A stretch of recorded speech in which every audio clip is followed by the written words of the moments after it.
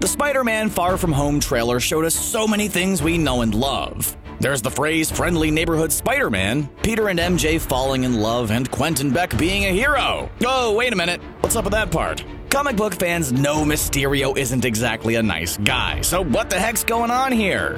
Has he really turned over a new leaf, or is this all just part of the long con?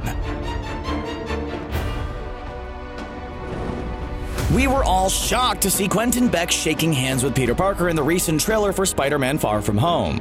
This character has been around in the comic book since all the way back in 1964, and he and Spider-Man aren't exactly known for being besties. Yet in the trailer, Mysterio was presented as a hero from another universe who's doing his best to help save the day and exemplify what it means to be a hero. Yeah, nice try, Mysterio. You're not fooling us. He's definitely up to something. But the question is, what? From a narrative perspective, it actually makes sense to have Mysterio start out as a good guy before turning into a villain. If you think about it, all the best Marvel villains are relatable to some extent. Loki unleashed a Chitauri invasion, but he also struggled with feelings of self-worth and never living up to his father's expectations. Eric Killmonger went about things the wrong way, but he had a tragic childhood and genuinely wanted to help his people. And as recently as Doctor Strange, we saw Carl Mordo start out as a friend, go through a period of disillusionment and questioning beliefs, and then start down a dark path. It could be that we're going to see Quentin Beck go through something similar in Far From Home. One of the great things about Mysterio is that he knows Spider-Man really well, and the two are great foils for one another. Having them start out working together before falling out could explain their connection, and forcing Peter to fight against someone he considered a friend could be an important character-building moment for him.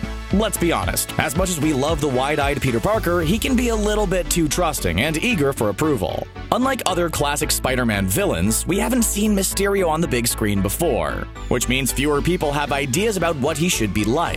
This gives Marvel Studios the freedom to take more liberties with his character, like, say, having him start out as a hero, or at least as someone pretending to be a hero. If you think about it, Quentin's comic book backstory could easily make someone feel bad for him. He was an ultra-talented special effects artist who dreamed of someday being an actor, but he was deemed too ugly and untalented to make it, and that has to hurt. Sure, we don't think Jake Gyllenhaal would be believable as someone too hideous to act, but we never said it was going to be just like the comics. He decides that villainy would be a better career option where looks don't matter, which might also be inspiring if it wasn't so terrible. He picks on Spider-Man because he's a relatively new and inexperienced hero at the time, and reasons that taking him down will make Mysterio a household name. Could this be the reason heroes like Thor and Captain Marvel are too busy to deal with the problems Spider-Man faces in Far From Home? After all, there are a lot of heroes out there, but Nick Fury seems really focused on getting a hold of Spider-Man.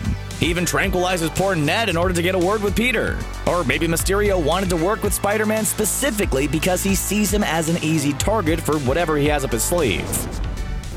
In the Far From Home trailer, Fury talks about how Quentin came from an alternate world, but how do we know that's true?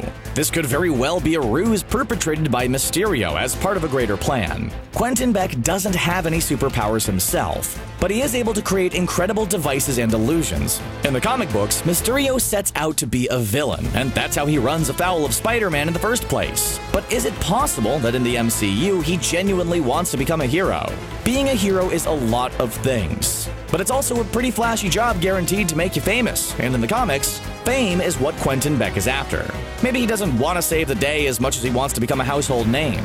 If that's his goal, it's not hard to see how he could slip into becoming a villain. Villains also get fame, power, and a bigger financial reward than being a superhero. Mysterio is a tricky character who always has something up his sleeve. It's usually a device specifically designed to take down Spider-Man, but still. He's an incredibly clever guy who's known to manipulate others in order to serve his own selfish needs. Masquerading as a superhero, even one from another world, definitely seems like something he would be capable of. This would also be a great way of staying true to the comic book character we know and love while presenting a fresh take on him to movie audiences. But let's pretend for a minute that this Quentin Beck, who isn't from the main MCU timeline, is actually a genuinely nice guy who wants to help save the day. What about the Quentin Beck from this timeline? Is he the bad twin skulking around the MCU somewhere with a goatee? Maybe good Mysterio doesn't emerge victoriously and live to keep fighting. Either scenario would make it all too simple for the other Quentin Beck to sneak in and capitalize on the goodwill and connections earned by the hero Mysterio. There's definitely something funny going on with this Mysterio, and we can't wait to find out what it is. Do you think the MCU version of Mysterio might actually be a good guy, or is Quentin Beck destined for the dark side? Let us know what you think in the comments section below, and then click on that subscribe button for the latest from CBR. Thanks for watching. We'll see you next time.